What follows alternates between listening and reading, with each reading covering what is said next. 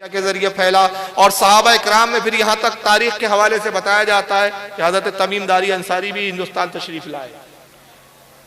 कोलम शरीफ चेन्नई का इलाका है, वहां समंदर के किनारे इनकी मज़ार है। अल्लाह का फजल करम है कि मैं उस बाजार पर हाजिर हुआ, ज़ियारत किया। हजरत तमीम दारी अंसारी आए। ताबईन में अगर हम देखें तो हजरत मालिक इब्न दीनार हिंदुस्तान तशरीफ लाए। मालिक इब्न दीनार ने इस्लाम की यहाँ तबलीग की। फिर दातागन बख्श लाहौरी तशरीफ लाते हैं। महमूद गजनवी भी आए और भी बहुत सारे बादशाह जो नेक सीरत थे वो सिर्फ हमले की गरज से नहीं आए बल्कि इस्लाम की तबलीग के लिए भी आए।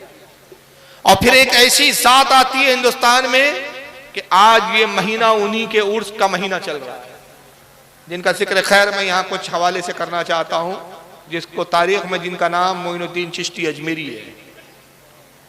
ये हिंदुस्तान आए नहीं। मैं यहाँ एक बड़ी बात नुक्ते की आपसे अर्ज करना चाहता हूं कि जितने आए थे अपनी मर्जी से आए थे। हजरत सईद साहब रसूल आए, अपनी मर्जी से आए। तमीम दारी अंसारी आए, अपने मर्जी से आए। महमूद गजनवी आए, अपने मर्जी से आए। मालिक इब्न दीनार आए, अपनी मर्जी से आए। दातागन बख्श लाहौरी आए, अपने मर्जी से आए। हर आने वाला जो भी हिंदुस्तान तबलीग की गरज से आया अपनी मर्जी से आया। लेकिन कुर्बान जाइए ख्वाजा मोइनुद्दीन चिश्ती अजमेरी रदी अल्लाह तआला अन्हु की अजमत पर, ये अपनी मर्जी से नहीं आए बल्कि रसूलुल्लाह के हुक्म से आए। आका ने इन्हें हुक्म दिया और कहा कि मोइनुद्दीन हिंदुस्तान की जमीन पर जाओ और जाकर इस्लाम फैलाओ, इस्लाम को आम करो। सरकार ख्वाजा गरीब नवाज जब हिंदुस्तान आए और थोड़े ही अरसे में उन्होंने अपनी मोहब्बत के पैगाम से इस्लाम को, अपने अखलाक, किरदार और सीरत से इस्लाम की जब तबलीग शुरू की। ख्वाजा गरीब नवाज आए तो याद रखिए कोई फौज नहीं थी उनके साथ, तलवार नहीं थी, घोड़े पे सवार होकर नहीं आए बल्कि पैदल सफर करते हुए आए। एक जानमाज साथ में लेकर आए, एक असा था पानी पीने के, जो है एक कासा था पानी पीने के लिए, एक असा था जिससे टेक कर आप चला करते थे। सर पर इमामा सजा हुआ था, एक मामूली कपड़े का एक मामूली सा लिबास था। इस शान के साथ और इस सादगी के साथ हिंदुस्तान की सरजमीन पर उन्होंने कदम रखा और रखने के बाद अजमेर को अपनी तबलीग का मरकज बनाया।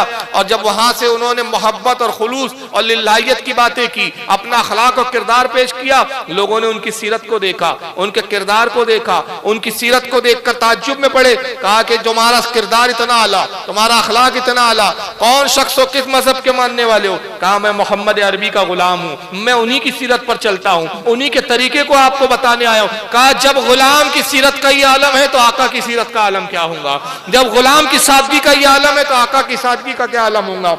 नतीजा ये हुआ कि गरीब नवाज ने तलवार किसी के सर पे और गर्दन पे नहीं रखी, मोहब्बत के चंद बोल बोल दिए। दिल में ऐसे बोल उतरे कि उन्होंने देखा कि जब मोइनुद्दीन की गुफ्तार का ये आलम है तो मुस्तफ़ा की गुफ्तार का आलम क्या होगा? नतीजा ये हुआ कि थोड़े ही अरसे में 90 लाख लोग हिंदुस्तान में मुसलमान होते और इस्लाम कबूल करते। और आज सरकार ख्वाजा गरीब नवाज के विसाल को तकरीबन 900 साल से भी कुछ ऊपर का अरसा हो रहा है, 1000 साल के करीब होते हुए आ रहे हैं। हर साल हम उर्स मनाते और सरकार गरीब नवाज की इस एहसान को, उनके इस एहसान को याद करते हैं और एहसान को याद करके हम उनकी बारगाह में खराज अकीदत पेश करते कि यकीनन अगर सरकार ख्वाजा गरीब नवाज रदी अल्लाह तआला अन्हु की साथ हिंदुस्तान ना आती, बहुत मुमकिन था कि शायद आज हम मुसलमान ना होते। क्या अजब कि हमारे बाप दादाओं में बहुत से हमारे पूर्वज वो रहे हो जो हजरत ख्वाजा गरीब नवाज के हाथ पर इस्लाम कबूल किए। अगर हमारे उन पूर्वजों और हमारे आबा और अजदाद ने अगर इस्लाम उनके हाथ पर नाम कबूल किया होता तो बहुत बईद नहीं था कि आज हम भी माज़अल्लाह शिर्क कर रहे होते, बुतों के पुजारी होते। एक इतना बड़ा एहसान ख्वाजा गरीब नवाज का कि नस्ल दर नस्ल यह एहसान उनका बरकरार है क़यामत तक। उन्होंने 90 लाख लोगों को इस्लाम दिया, ये तो एहसान है, मगर उन 90 लाख लोगों की जो औलादी हुई उन पर भी गरीब नवाज का एहसान, फिर उनकी जो औलादी हुई उन पर भी गरीब नवाज का एहसान, उनकी औलादे, औलादों की औलादे।